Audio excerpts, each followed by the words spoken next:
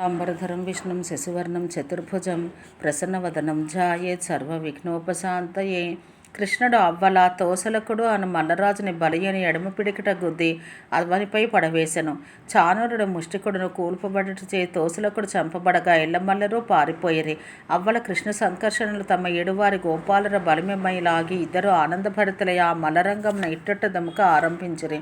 కంసుడును కోపమున కన్నులు ఎరుపారా తన భటులను పెద్ద గుంపుగా ఉన్నవాండ్రను గని ఈ గోపకులను ఈ సమాజం నుండి బలిమిమ్మై గెంటడని పెద్దగా కేక వేశను. మహాపాపి నందనుని కూడా సంఖ్యలు వేసి పట్టడు. వృద్ధులకు ఉచితంగాని దండనమున వసుదేవుని కూడా కడతేర్పుడు అనెను. కృష్ణునితో కూడా గంతులు వేయి గోపకుల గోవులను వీరి కడవున్న ధనమును లాగికొనుడు అనెను. ఇట్లు ఆనతీర్చుచున్న కంసుని హరి గేలి చేసి ఎగిరి మంచమెక్కి వారిని పట్టుకొనెను. జుట్టుపట్టి లాగి కిరీటం అవనిపై పడుచుండ పుడమపై పడవేసి తాను వానిపై పడెను. అశేష జగదాధార గురువైన హరి పైబడ ఉగ్రసేనుని కొడుకు అప్పుడు ప్రాణములు విడిచెను. చచ్చిన వాడిని జుట్టు పట్టుకుని ఆ రంగమధ్యమున మధువైరి బడబడా ఈడ్చెను.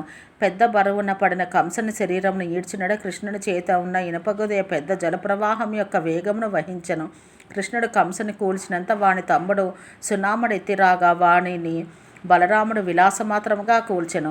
కృష్ణుడు మధురాధిపతి కంసుని తిరస్కార భావంతో చంపుట చూసి ఆ రంగమండపం నందు హాహాకారం లెగిసెను. కృష్ణుడు వసుదేవుని యొక్కయు దేవకి యొక్కయు పాదములను బలరామునితో కూడా ఏగి పట్టుకొనెను. దేవకి వసుదేవుల తన్ని లేవనెత్తి పుట్టిన వేళ హరి చెప్పిన మాటలు జ్ఞప్తికి తెచ్చుకుని వారే స్వామికి ప్రణతులై నిలవబడిరి.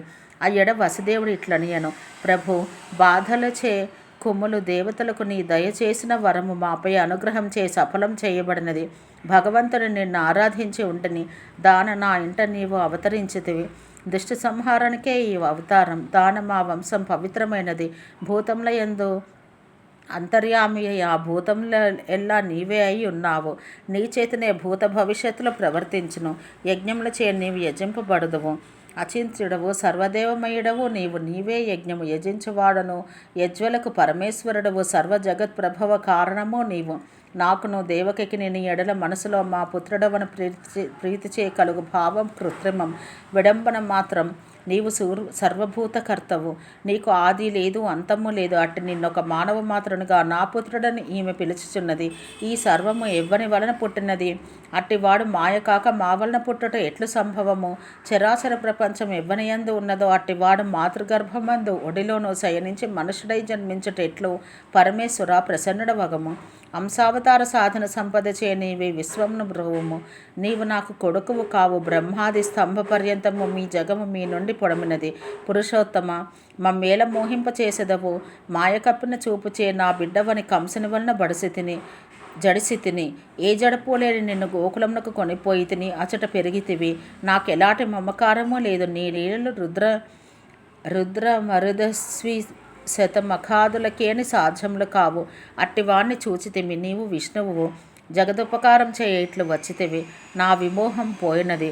భగవల్లీలా ప్రదర్శనము భగవల్లీలా దర్శనం చేసి తత్వజ్ఞానం పొందిన దేవకీ వసుదేవులను చూసి హరి ఎదుజనమును మోహపెట్టుటకు వైష్ణవ మాయను విస్తరింపచేసెను.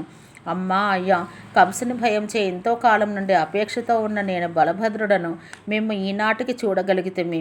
తల్లిదండ్రులను పూజింపని కాలము ఆయుర్దాయంలో వ్యర్థమైన కాలం. దురదృష్టవంతులకు వారి జీవితంలోనే ఉండను. గురుదేవ ద్విజులను మాతాపితరులను ఆరాధించు జనుల కాలమే సఫలమైన దగను.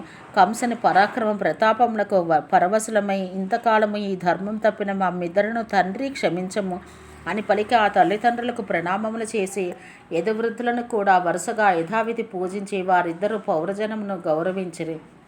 అత్తరి కంసుని భార్యలు తల్లులు పుడమిబడియున్న కంసుని చుట్టూను చేరి దుఃఖశోక నిమగ్నులై ఏడ్చిరి. అత్తరి పశ్చాత్తాప వివసుడై హరి తాను కంట నీరు గుక్కుకొనుచు బహువిధముల అస్వస్థులైన వారిని ఓదార్చెను.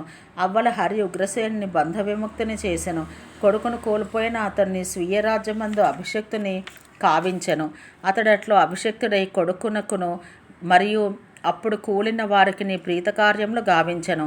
అదంతయు అయిన తర్వాత హరి ఆయన్ని చూచి ఆజ్ఞ దయచేయము శంకింపవలదు. యయాతి ఇచ్చిన శాపం చేని యాదవ వంశం రాజ్యార్హం కానిదై ఉన్నను నేను భృత్యుడనై చెరింప నీవు దేవతలను కూడా శాసించము. రాజుల లెక్కేమి అని పలికి మధువైరి వాయుభగవాన్ని తలుచుకున్నంత ఆ క్షణం వాయువచటకు రాగా కార్యనిమిత్తంగా మానుషమూర్తి అయిన కేశవుడు, ఓ సమీర, నీవు ఇంద్రుని దరికేగి ఇంద్రా నీ గర్వం చాలింపము, నీవు ఉగ్రసేనునికి సుధర్మ సభను ఇచ్చివేయము. కృష్ణుడు చెప్పుచున్నాడు, ఈ సభ అత్యుత్తమమైనది, రాజార్హమైనది, యదువంశీయులు దీన్ని అధిష్ఠించుట యుక్తం అని చెప్పమని విని వాయువేగి సచీపతికి ఇది ఎలా విన్నవింప అతడును ఆ సుధర్మ సభను వాయువుకు ఇయ్య అతడు ఆ దివ్య సభను కొనివచ్చును. సర్వరత్న సదనమైన ఆ సభను గోవిందుని బాహురక్షణ మంది యాదవులు అనుభవించిరి. ఓం సహనాభవతు సహనో భునత్తు సహ వీర్యం కరవావహై తేజస్వినావధీతమస్తు మా విద్విషావహై. ఓం శాంతి శాంతి శాంతి.